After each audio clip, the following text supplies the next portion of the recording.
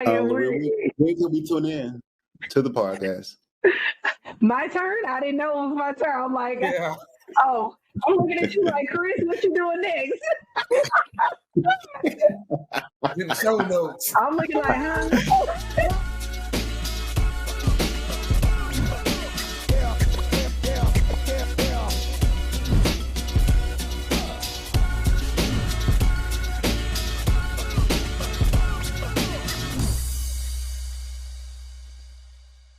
So, hey, everyone, and thank y'all for joining with us again. My name is Chris Colston.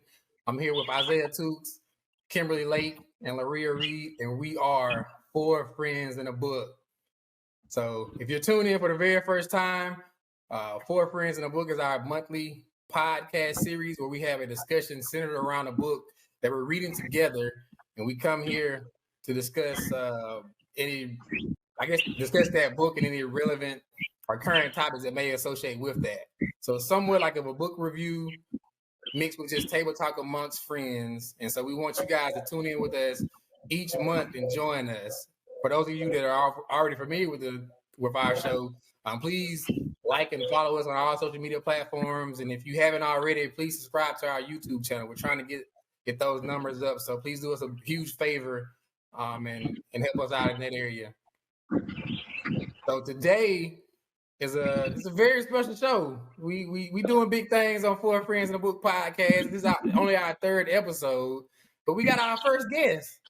You know, we got guests now. We doing big things, and it's none other than our very own Laria Reed. And we're reviewing her book today, Lessons from My Father.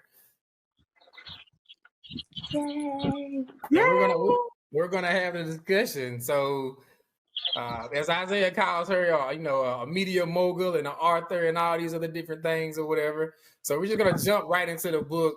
Isaiah, what was your thoughts about the book? Your just overall takeaway. What were your thoughts about it? Well, one, I was fascinated about the book, per se. Anyway, that Laria, you and I have talked, but you just had the courage just to tell the impact that your dad had on your life, as well as so many people lives that he actually came in contact with.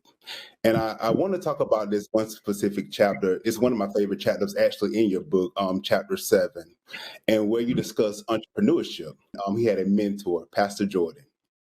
And you wrote so candidly yet honestly about Pastor Jordan's us don't met moment. A moment where his congregation had secretly met and fired him from the position as pastor. And I like that your dad would often remind you all, his kids, about the importance of entrepreneurship and never relying on one source of income. And he would stress to you and your brothers that you should own, some sort of business that generated income. And what I love most about this chapter is your dad's boldness and his resilience in his business ventures. And I truly feel that when you start from nothing, you take pride in your ideal and coming to fruition. And I always say that either you can throw in the towel or you can use that same towel to wipe the sweat off and keep going. So that was my overall take from, chapter 7, which was one of my favorite chapters that you did write in your book. Oh, wow. Thanks, Isaiah. You're welcome. Kim, you want to go next? Sure. For me, the book is, I'm not being biased because it's my best friend, but the book overall is really, really great. The part I love about the book is it's so practical. But that's the one thing I remember about Pastor Reed. Just he taught practical. His sermons were practical, and things you could actually use in your daily life. So this book, I would recommend it. It's easy enough for a high school person to read it, or if you're in your 60s or 70s or retired, anybody can get something from this book. So I just think that's one of the best things about the book, how practical it is for everyday life. Yeah, I agree. I agree with all you guys. It was a very good book. This is my second or third time reading it.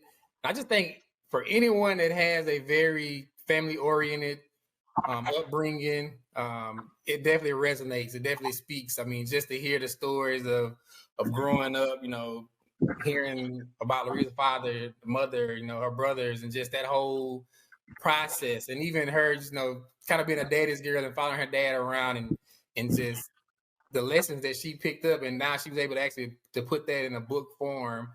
You can really pick up the love and just kind of see it yourself from the words that are being expressed in the book. So it was overall great. Like I said, if you grew up in a household with a close-knit family, it's definitely one of those things where you can relate to, and like Kim said, it is very practical, even the lessons.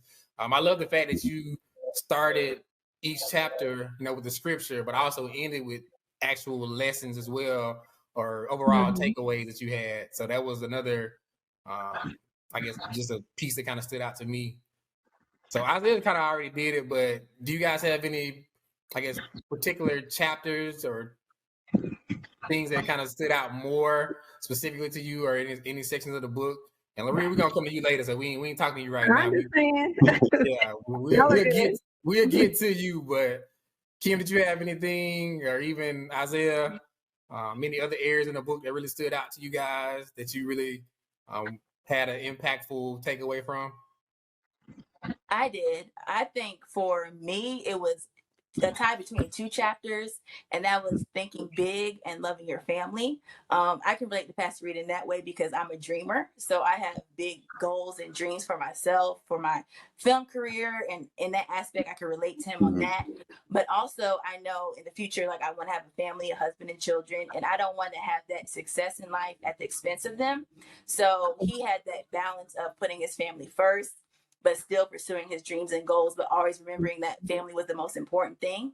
And that's something I want to do in my life. So that was important to me and what I got the most out of the book. Right. Yeah, I agree. Even like I said, with that section of the book, and how Laria kind of documented, her father was a pastor, but he still put his family first. There was always time where, even though the church was important, like, nah, my family is much more important, and emphasizing the importance of that. We oftentimes get caught up into our day-to-day lives and work and things of that sort, but losing sight of your household needs to be good, and that's the most important thing. And so, yeah, that was good, Kim. Isaiah, what you got, brother? Well, also I want to add, the stickability chapter. What your dad talked about: when you start something, you finish it, and I think that's a life lesson as in itself. Like, any venture that for myself, what I wanted to do in life, as well as, like, when I start something, I want to actually just see it through, see the process all the way through, and you get those dreams, and you get tied up in stuff, and you just want to just give up and throw in the towel. But those life lessons of the stickability just makes you want to go through and fight harder, just to see that dream come into fruition, as I spoke about earlier. Yeah, that was a good chapter. Shout out to L. If you tuned in, shout out to L. Look, that boy stuck with that football and made it. That's right. All right, so look, this is a big show for us, man. We got our first guest, so we got to do something a little different. We gonna put it in the hot seat. We got a little Q&A for Ms. Laria Reed right now. Very, like I said, fitting book for this month. I mean, we're celebrating Father's Day this month, and so we're reading this book, Lessons from My Father by Laria Reed. So, Laria, let's get into how did you get to the point of even wanting to write a book, and the process? Like, how was that for you, from just concept to actually put it into implementation and getting something published? Like, what was that, your thought process, and even just going through that overall, the steps to get to that point? Okay. Well, first of all, thank y'all for reading the book. I appreciate it. And anybody else that's watching that bought my book and read it, thank you so much. That's the first thing.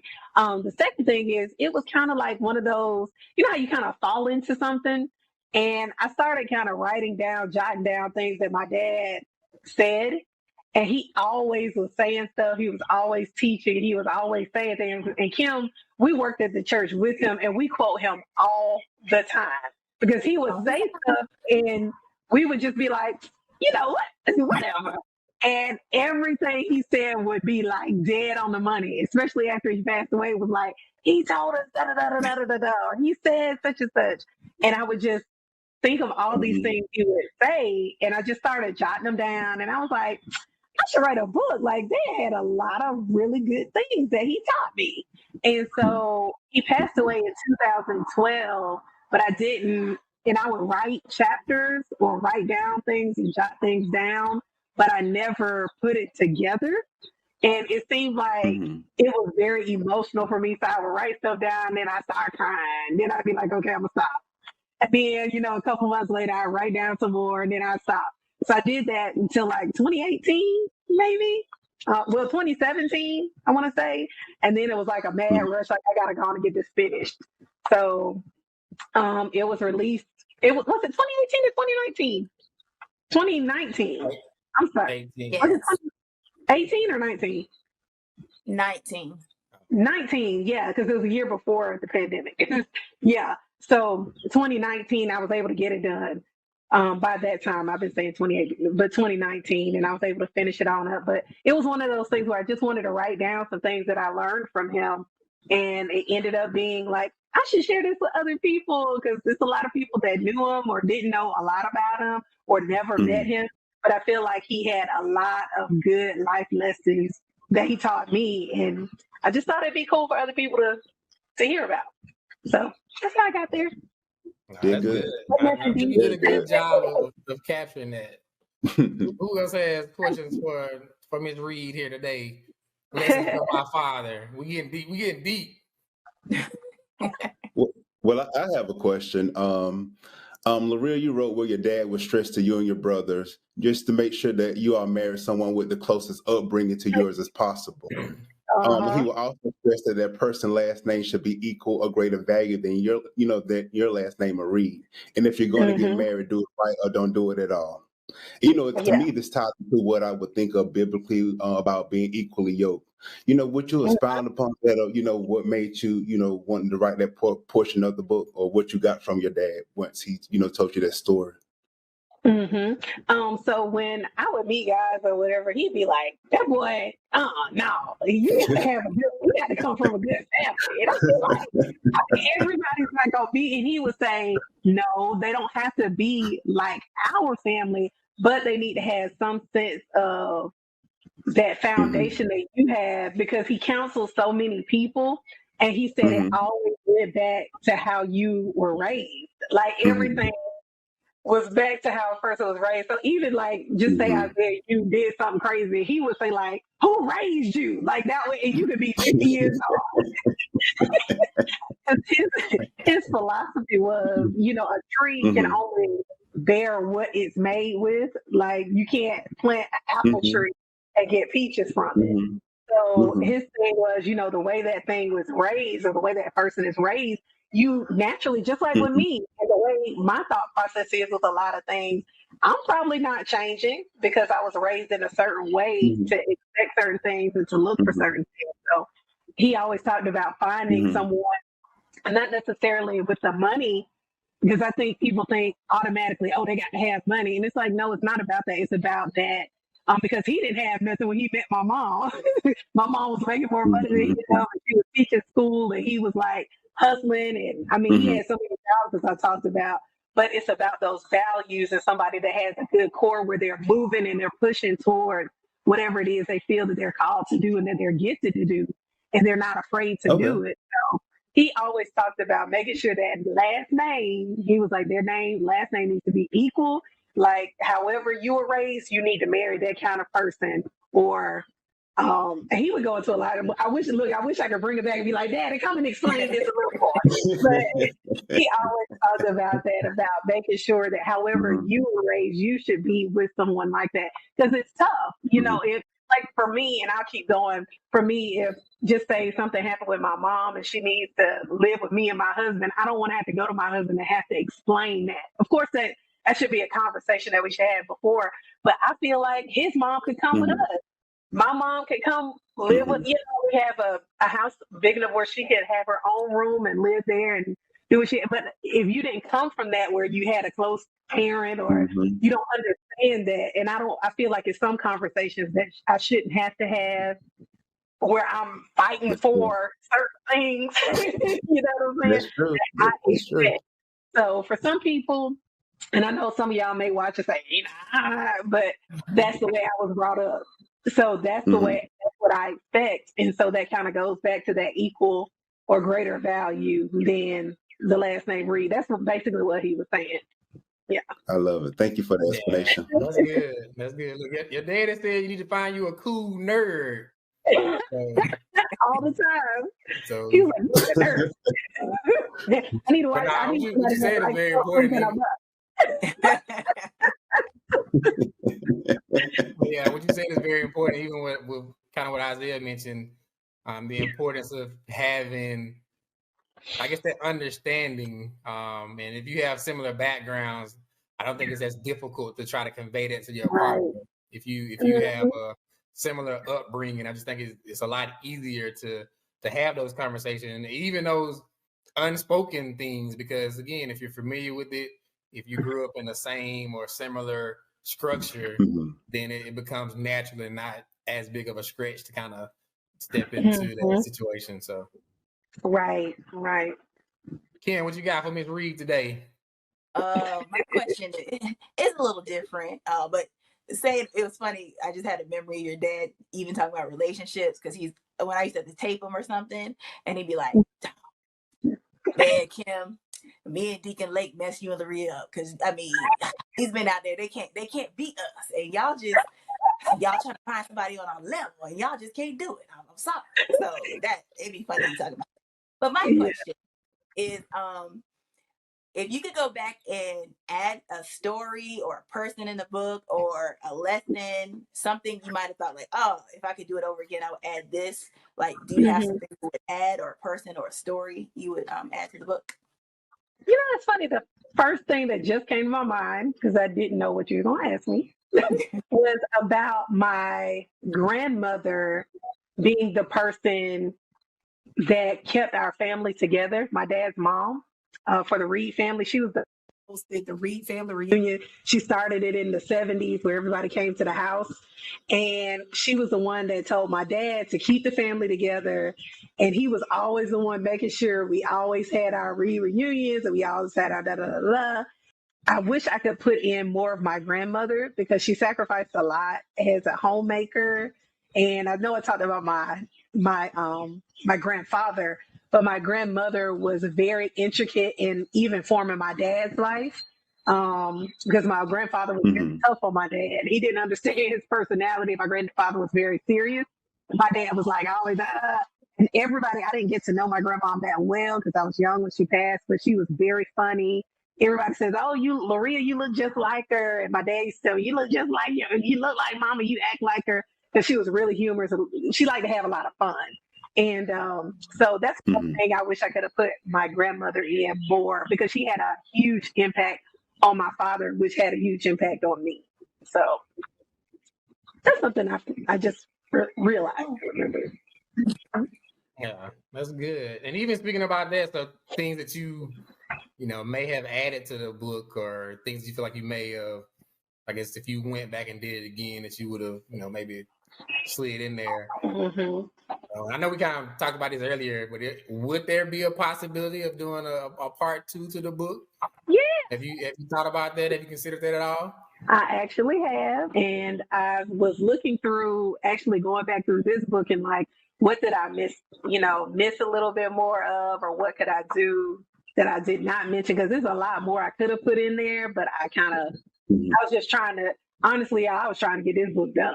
Because I was like, I just feel like I got all these notes everywhere, and I'm trying to my brain just works so weird sometimes, and I just feel like I get pockets of stories, and then it'll go away, and then, So yeah, I still got plenty of notes that I did not put in this one that I would love to put in another one. So I believe I will do a second edition or a part 2 or whatever I call it. But yeah, because I really did learn a lot. My dad had a lot. It was a lot he taught. He taught a lot of stuff. Yeah. Yeah, that's good. Even with that being said, so we got our first guest on the show. And so, again, we're 4 Friends in a Book podcast. And we're talking about books, we're talking about current topics, things that are relevant today. And so it's not often we get actual authors, on our show. So could you explain to our viewers, like, because typically we're on the reading side of it, but you as an author, what was that process like for you? Even again, going from a concept to getting a book published, like, can you give us a little backstory? You don't have to go into great detail, but just even some of the backstory behind that. Well, Okay, so this was my first time ever writing a book. Let's start there. Ever. And I think the thing that kind of made it, I don't know, I like to read a lot. So I guess for me, the practicality is in, like, I lead small group Bible studies, been doing that like 15 years. And I enjoy teaching and stuff, but I enjoy making it where anybody can understand. So I just started, like I said, I just started jotting things down and just putting different stories together and like, okay, that story would go here, this would go here. But it wasn't like I just wrote it out. You know how you write a paper and it's like I had to come up and I don't think people understand. You have to come up with the topic, you got to come up with the chapter, then you got to write within those confinements. Then you got to come up with what you're going to put in there. It's a lot that goes along with writing. Like it just really is. And maybe somebody can give me some tips or something. I need to go to a writing class or something. But it helps with and I did go to school for mass communications, and I do have an associate's in journalism, so I guess maybe that helped some too. But it's schooling came out.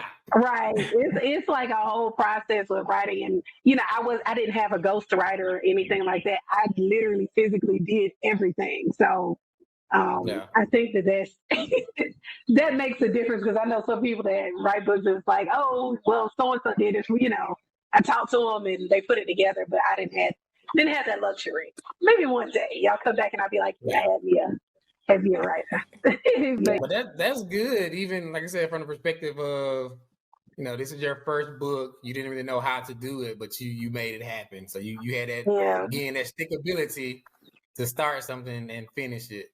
Yeah, it almost took me out. This book is blood, sweat, and tears. Kim knows. Literally. She was Kim knows. She helped me out. Your girl came through on a lot of stuff, but it was a lot it was a lot of behind the scenes thing, and then you come up and it's like, oh, I wish somebody would say, you know, I'd be like, look, you don't know what I went through. Trying to get it done. And I can't imagine, I mean, my book isn't even that long, so I can't imagine like a Malcolm X like we reviewed before, or I'm just like, I mean, you need a team. Like you really do to get these books out. I understand why people go through publishing, because it's a lot. It's a lot. Mm-hmm. Good. Does anybody have any other questions y'all want to answer? Well, my question was, since you are an author now, do you have any plans for a next book or a future book? Great segue, Kim. Get that plug in. Get my plug in right now. Well, actually, and even today, I'm writing a women's Bible study. I am, that's my lane, women Bible small group. So that's my thing. So I'm writing a women's Bible study. It'll be 7 to 8 weeks, or with in between, and it will be. I don't know if I should tell. Should I tell y'all what it's about, or should I wait? Should I wait, or should I? Give a little. I mean, we got exclusiveness. I'm trying to figure out. Well, yeah, okay. So it will be about overcoming anxiety, worry, because that's something that I've struggled with myself. So it'll be along the lines of, and you're never, ever cured of anything, but I do believe that God gives us principles to follow so that we don't have to live a life of stress, and we can really trust Him and know that He guides us, and give practical, once again, it's going to be very practical, things that you can do every day. I'm not a psychologist or a counselor, and I make that very plain in the book. But I will give you biblical principles on how to trust God in a lot of the situations. It's going to be good. It's going to be good. It helps me. I had to go through my own stuff. And with the scriptures and everything, it helped me already. So, because I'm getting anxiety about my own book on anxiety. So, yeah, it's going to be good. That's good. It's going to be good. That's good. So, remember, y'all heard it here first. So, y'all definitely need to be following Four Friends in a Book podcast. And we got breaking news here. We heard about the next book, the Laria Reed. So y'all be on the lookout for that as it's coming soon. Yeah. So with that being said, you know, we get to our favorite part of the show. We have in each segment, but we have 60 seconds uninterrupted. We let you talk about whatever you got on your mind, whatever on your heart. Like, we not questioning it. We not gonna debate it. We just gonna let you speak. And we gotta go to none other than my brother Isaiah Tukes. Look, he done got us vaccinated on the first episode. He done made us a congressman on the second episode. He done schooled us on all this stuff. I don't know what we get next, but we got 60 seconds for him to go uninterrupted. Starting now, go. Okay, award-winning journalist Nicole Hannah-Jones, well accomplished for making international news with her work on the 1619 Project. The 1619 Project asks us to reframe what we think the founding of America is, and also challenges us to be honest that the founding of America is actually the first enslaved Africans who were actually brought to American soil in 1619. And as you might imagine, some folks have been quite upset about the truth telling of this project. Nicole, who is an alum of the University of North Carolina, was offered a position to teach as UNC's night chair at their School of Journalism, and this will make her tenure at the university. And this whole story revolves around her becoming tenure. And when you're a professor at the highest level of an academic institution, you should be a champion on the front guard of free thinking. Tenure protects professors whose free thinking that are met with controversy to not lose their job over it. And every single past night chair who was granted this position was also granted tenure. And even though the dean of students appointed her, she was denied tenure by the board of trustees at UNC. And they're not only denying her, but they're also denying the students who will be blessed with this woman's level of journalistic experience and excellence. And they all don't have to agree with her work, but they do have to be challenged by it and allow their minds to expand. And I can't tell you how my years in college, in so many ways, has shaped my abilities to go into the world and be unafraid of intellectual curiosity and questions and truth seekings and fact findings, and just to show up in spaces with the confidence to know that I know. And this is the type of experience that college is supposed to be for a person. And that's that on that. Woo. All right. You spit that That boy bring the heat. You bring the heat every time. Yes. Go, Isaiah. You better rant, boy. Yeah, that's good. And even if y'all haven't even heard that podcast or that series, it's a good listen. It's a good read. So check that out also. So again, Four Friends in a Book podcast, we giving y'all books, current events, relevant topics, and we give you these rants every episode. So just stay tuned, stay with us. So we're actually gonna segue into what we got coming up next. So Kim, tell us about our next book for next month. Sure. Our next book, we're going into the fiction genre now. It's called An American Marriage by Tayari Jones. It's a New York Times bestseller book. It was an Oprah book club pick. Obama had it on his must-read list, so it's a really, really great book. And make sure that you tune in with us every third Thursday at 7 p.m. So we'll be on the third Thursday next month with this great book. So make sure you listen and watch out for us. Please like, share, and subscribe to our YouTube page, Four Friends in a Book podcast. We want to reach our goal of 1,000 subscribers, and we can't do it without your help. You can also check us out on Facebook, Apple, Spotify, and Google Podcasts. All right, y'all. So thank y'all for joining us today again. Let's read, let's learn, let's grow, and let's have a discussion. We'll see y'all next time. Thank you. Thank you, guys.